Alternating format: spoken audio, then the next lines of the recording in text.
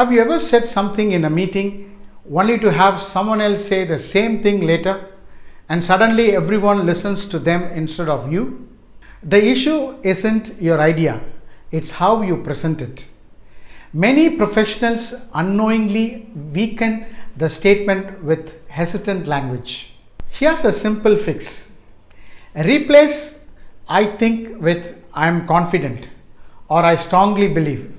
This shifts your tone from uncertainty to authority.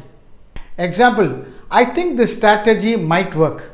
Wes, I am confident this strategy will work. And notice the difference.